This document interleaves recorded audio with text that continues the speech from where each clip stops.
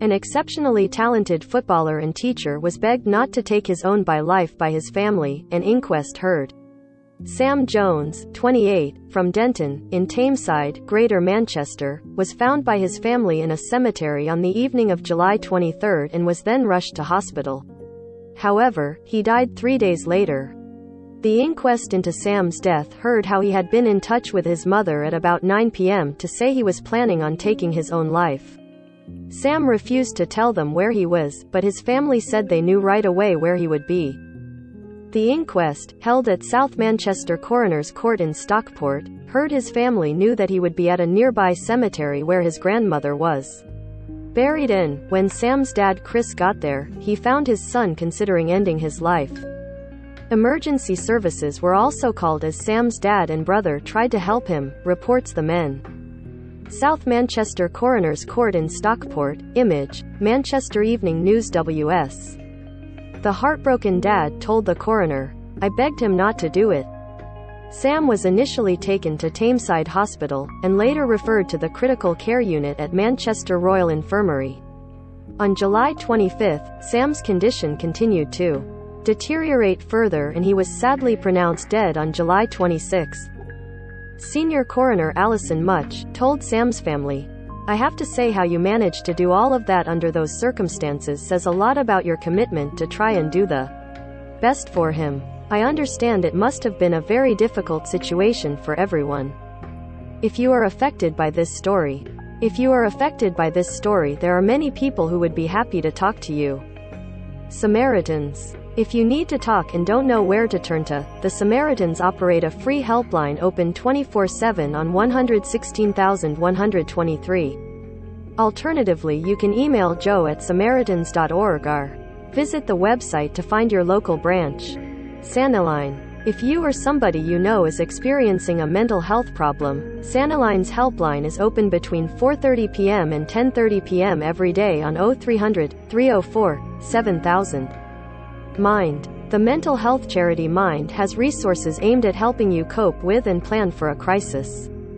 Visit their website for details on helplines, how to access crisis services and what to do if you're unable to get help yourself.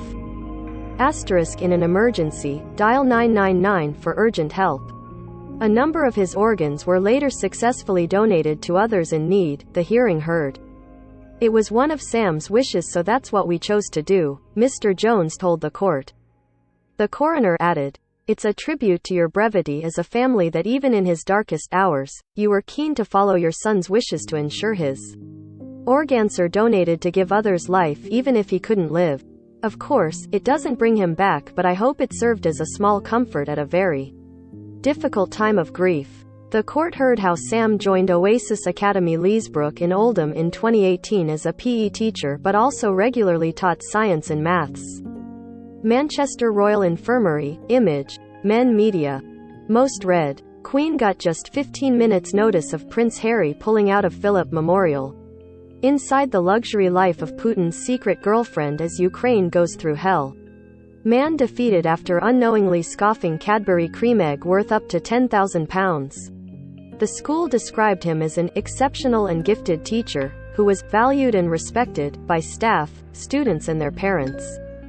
Sam later became an assistant deputy at the academy and had been instrumental in developing the school's culture.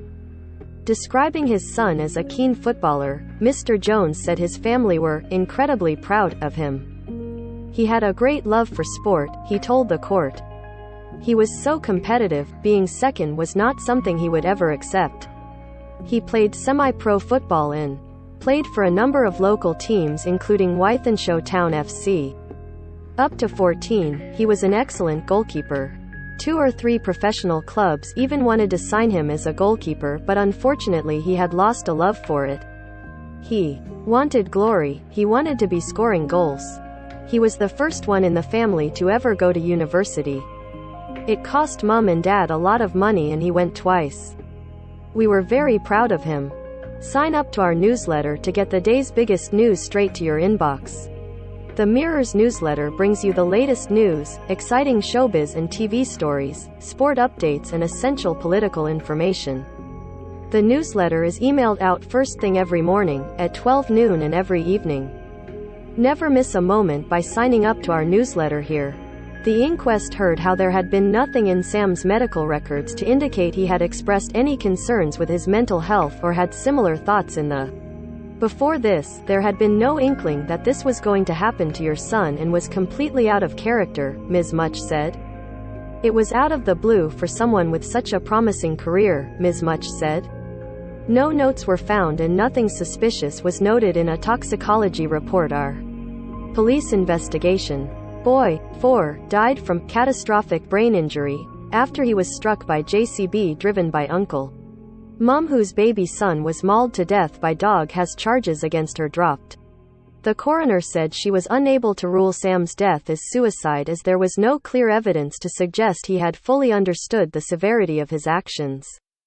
His death was therefore ruled as the consequence of self-asphyxiation.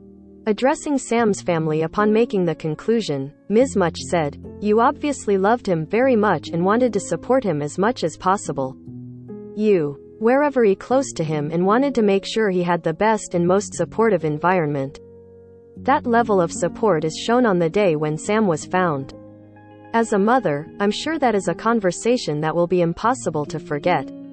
You absolutely did the right thing straight away, and I think it shows just how well you knew your son that you knew he would be at the cemetery." Ms. Much added, "I can't imagine this is something you're ever going to be able to forget. It sounds as if you did everything you could to stop what happened, but unfortunately, notwithstanding your pleas to him, the damage had already been done. Those must have been very dark and difficult days for you all. The Samaritans is available 24/7 if you need to talk. You can contact them for free by calling 116-123, email joe@samaritans.org, or head to the website to find your nearest branch. You matter. If you are affected by this story, there are many people who would be happy to talk to you. Samaritans. If you need to talk and don't know where to turn to, the Samaritans operate a free helpline open 24/7 on 116,123. Alternatively, you can email joe@samaritans.org or visit the website to find your local branch. Saniline. If you or somebody you know is experiencing a mental health problem, Saniline's helpline is open between 4:30 p.m. and 10:30 p.m. every day on 0300 304 7000. Mind. The mental health charity Mind has resources aimed at helping you cope with and plan for a crisis. Visit their website for details on helplines, how to access crisis services, and what to do if you're unable to get help yourself. Asterisk, in an emergency, dial 999 for urgent help. Read more. Young mom sent heartbreaking text about her daughter before falling from bridge. Read more. Woman, 20, found dead in woods is fourth to take her own life from same WhatsApp group.